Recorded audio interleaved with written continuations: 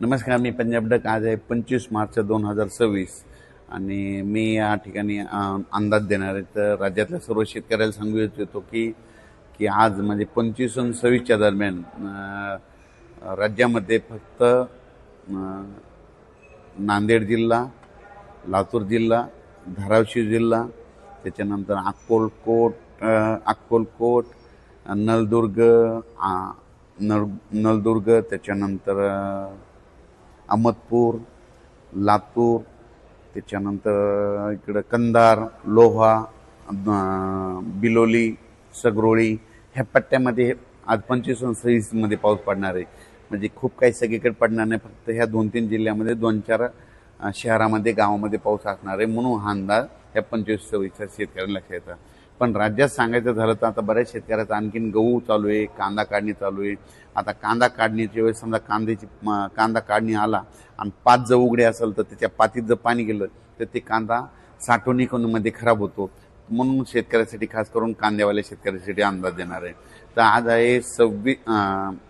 आहे 25 मार्च 2026. तर आज शेतकऱ्याला सांगितलं होतं की तुम्ही काय करा, 28 तारखेपर्यंत ज्यांचा कांदा असेल, गहू असेल, हरभरा असेल करून घ्या. कारण की राज्यामध्ये 29 तारखेपासून राज्यात परत एकदा अवकाळी पाऊस व गारपिटीचा पाऊस काही ठिकाणी निरंक राहील, कुठं पडणार देखील नाही.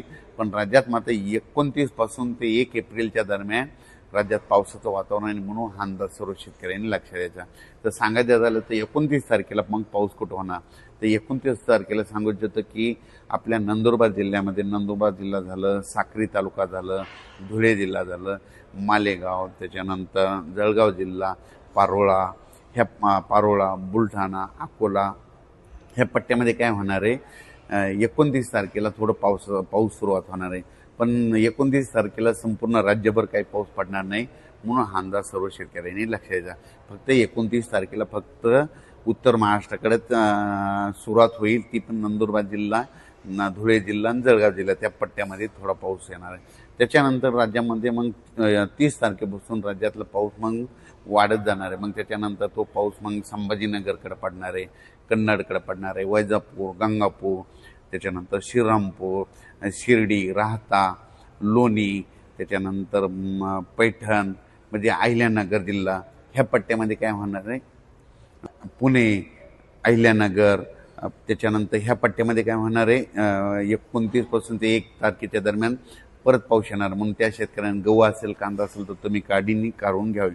त्याच्यानंतर राज्यात पुन्हा ते पाऊस काय होणार आहे, परत तुम्हाला सांगू इच्छितो की तो पाऊस मराठवाड्याकडे म्हणजे जालना जिल्हा, परभणी जिल्हा, संभाजीनगर, त्याच्यानंतर हिंगोली, लातूर, धाराशिव, बीड, त्याच्यात नांदेड जिल्हा, यवतमाळ जिल्हा, चंद्रपूर, वर्धा, नागपूर, भंडारा, गोंदिया, अकोला, वाशिम, हिंगोली ह्या पट्ट्यामध्ये काय होणार आहे, 30 तारखेपासून ते 1 तारखेच्या दरम्यान मग काही ठिकाणी अवकाळी पाऊस पडेल, जिथं नाही पडला तिथं निसं वारं सुटं, काही भाग निरंक राहील. म्हणून हे देखील लक्षात घ्या.